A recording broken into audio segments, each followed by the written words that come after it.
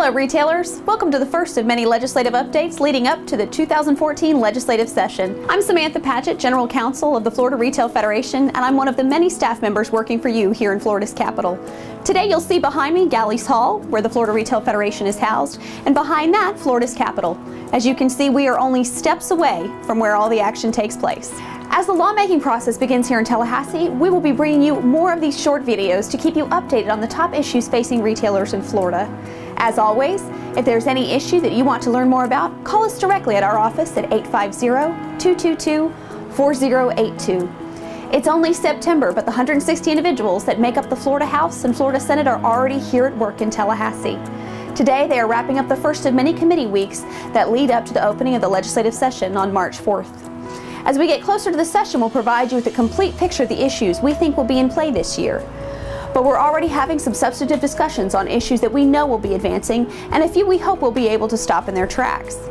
Top of mind for gas stations, convenience stores, and other retailers in the petroleum business is the Department of Environmental Protection's Petroleum Tank Cleanup Program. This is a program that uses a portion of the gas taxes the state collects to clean up abandoned storage tanks that are a liability to property owners and a threat to groundwater contamination. It's a crucial program for all of us because the program addresses one of the most important resources that we have, groundwater.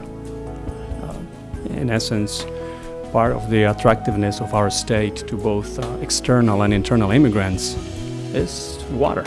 There's a long backlog of eligible sites awaiting cleanup, so keeping this program funded and active is important to the retailers who own these sites. Here at the Florida Retail Federation, we're working with the Department of Environmental Protection and the Florida Legislature over the next year to ensure the long-term viability of the petroleum restoration program. On other topics, this is also the time of year when we see a lot of bills filed with good intentions, but potentially bad consequences for retailers. Part of our preseason work is educating lawmakers about how proposed legislation could impact retailers positively or negatively. A lot of times what sounds like a good idea in Tallahassee might be a very bad idea if it were to become the law of the land in Florida. For example, this year there's a bill filed that would require retailers to label any food that includes genetically altered ingredients and fine anyone who doesn't up to $1,000 a day. Another bill would make it illegal to sell spray paint to anyone under 18 and require a business that sells spray paint to post a sign at every cash register or face a fine of $500. Other bills filed will declare state support for a national sales tax or allow Florida to sell lottery tickets over the internet.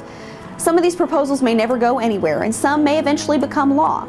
Our job here at the Retail Federation is to make sure your voice, the voice of Florida retail, is heard loud and clear on all these issues. We make sure your voice is heard by the 160 men and women who serve in the legislature, by the governor, by the cabinet, and by the courts. Of course, one of the best ways to make your voice heard is to come to Tallahassee yourself, and we'd be happy to have you. It's not too early to RSVP for retail days at the Capitol.